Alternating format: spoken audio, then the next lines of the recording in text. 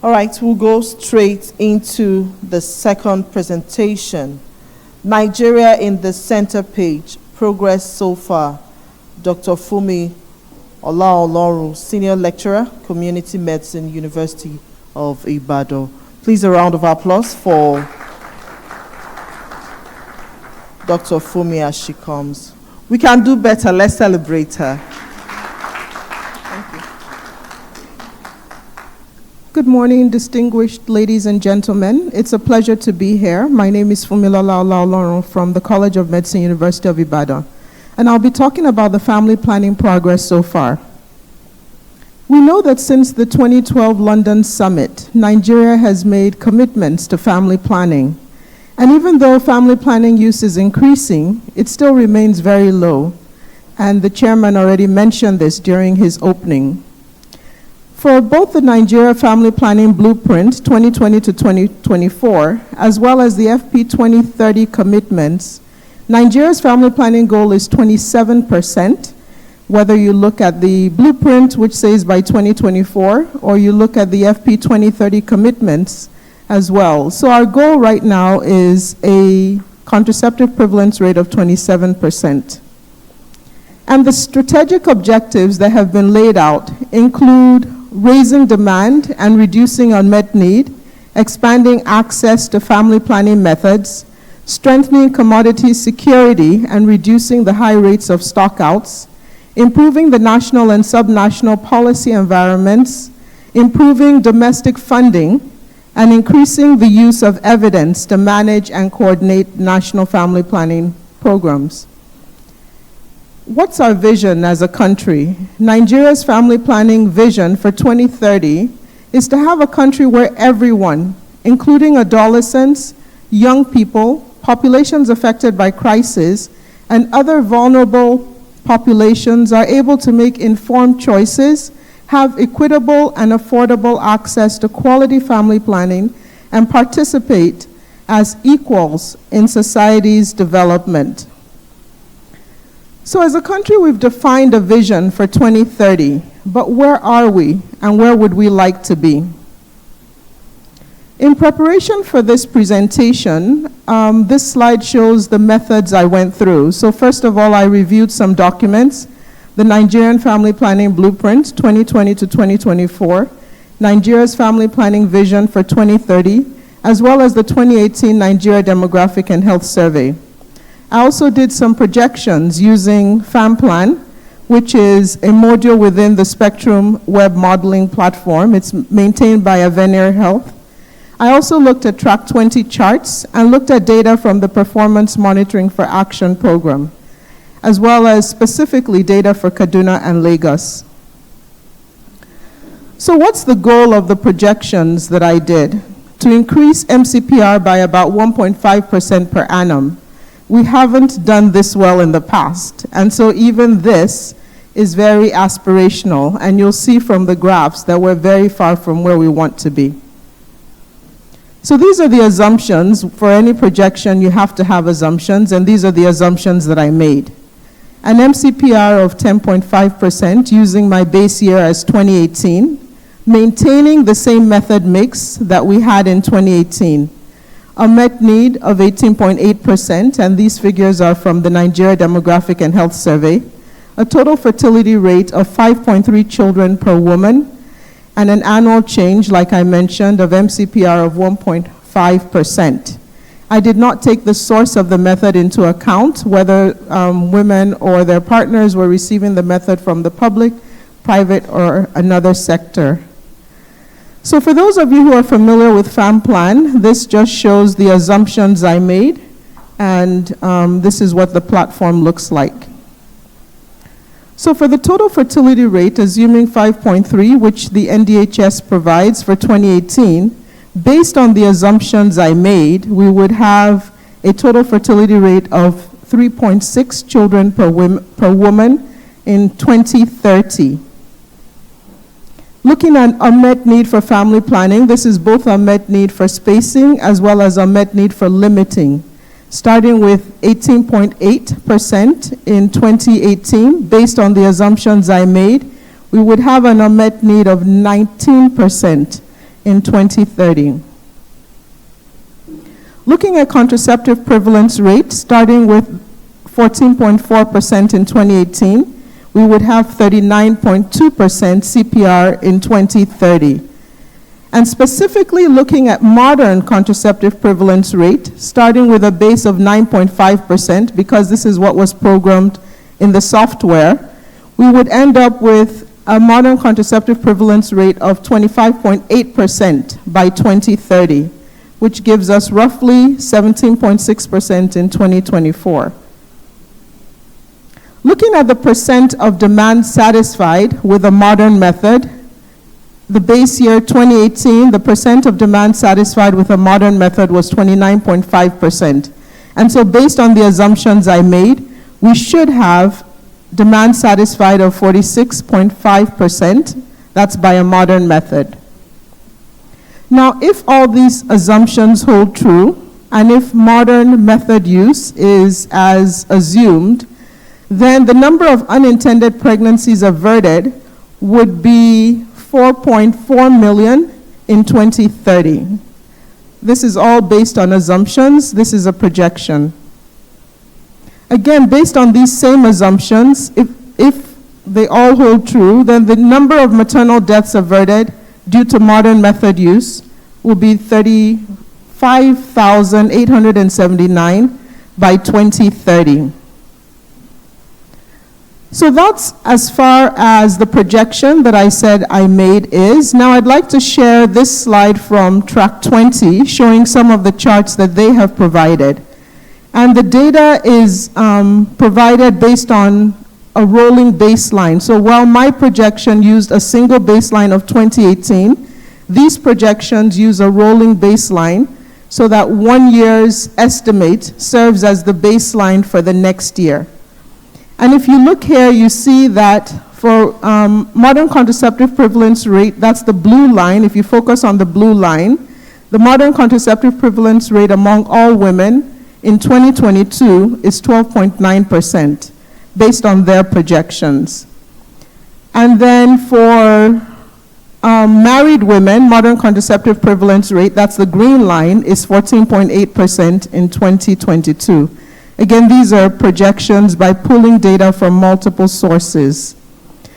And so in 2022, the assumption based on these projections is that 6.56 million women are using a modern method of contraception in Nigeria.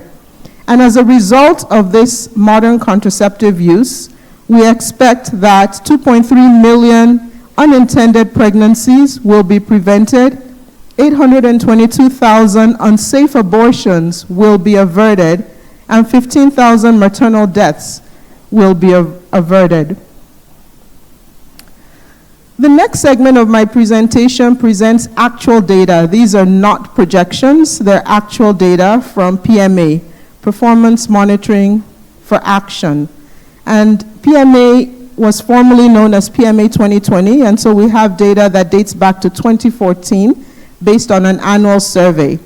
This slide shows the countries where PMA collects data on an annual basis, and this includes Nigeria. So for those of you who are interested in actual numbers, this shows the cross-sectional samples for PMA 2020 and PMA. I'm using Lagos and Kano as a case study because those are the only two states where data have been collected over the past 3 years by PMA. So the past 3 years, we've had a panel survey, and so apart from having repeated cross-sectional surveys every year for the last 3 years in these two states, we have also followed the same women over time. So we have both cross-sectional as well as longitudinal data. And on the screen, you can see the timing of the data collection. In Kano, we have worked in 25 enumeration area clusters, and this data is representative of Kano State. In Lagos, we have worked in 52 enumeration area clusters, and this data is representative of Lagos State. This slide shows the modern contraceptive prevalence rates from 2014 in Lagos and from 2016 in Kano. And as you can see where the arrows are, the average annual increase in MCPR for all women was 1.1% over this period for Lagos, and 1.4% over a similar period, but from 2016 for Kano. And so you can see that even my projections were very aspirational, but it's because we have already set a goal for an MCPR of 27% by 2030. And so if you look to the left of the screen, you will see the results of modern contraceptive prevalence among women who are 15 to 49 years of age in Lagos, and beside that is Kano. The purple or lilac line on top shows unmarried sexually active women, and you can see that modern contraceptive use is highest in this group. Next to that, the pink line shows married women, and the lowest line shows all women. So you can see there's an upward trend, but just at the rate of 1.1% every year. Now, very effective family planning programs have up to a 2% increase every year. So we're definitely not doing well enough. If you look at Kano, though they started pretty low, you can see an increase in modern contraceptive use, especially between 2021 and 2022, where it increased from 10% to 19% among married women and 8% to 14% among all women. Looking at contraceptive prevalence by method type on this next slide, again we have Lagos to the left and Kano to the right, and this is for women who are 15 to 49 years of age who are currently using a method. The lowest line, the pink one, shows the long-acting methods. The middle line shows traditional methods, and the topmost line shows short-acting methods. So you can see that for both Lagos and Kano, more women are using short-acting methods than long-acting methods. And traditional method use is actually quite high in Lagos and has been increasing over time, although we noticed a 2 percentage point drop in the last survey. This next slide shows the modern contraceptive method mix for Lagos and Kano. And the top methods for Lagos among married women include the implants, 27%, the male condom, 21%, the pill, 16%, and then IM injectable, 15%. Among unmarried sexually active women in Lagos, the topmost method is the male condom, 65%, followed by emergency contraception, 20%. If we shift to the second graph for Kano, we see that the top three methods are the implant or the injectable IM, the implant, as well as the pill. So short-acting methods are still widespread, although Kano shows much more use of implants, long-acting reversible methods.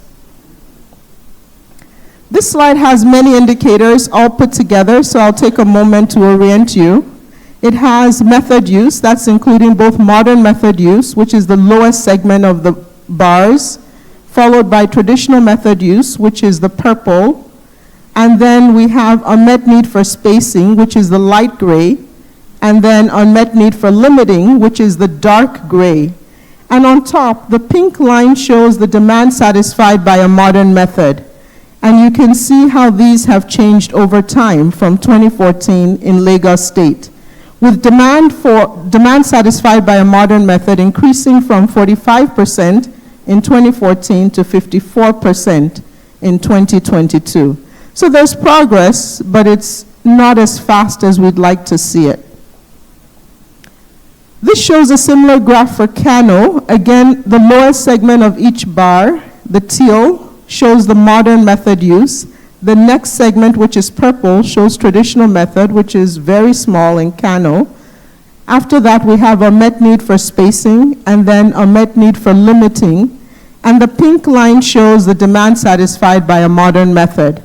You can see that unmet need has been reducing, especially unmet need for spacing, with unmet need for limiting remaining fairly constant. Again, the demand satisfied by a modern method has increased from 14% in 2016 to 39% in 2022.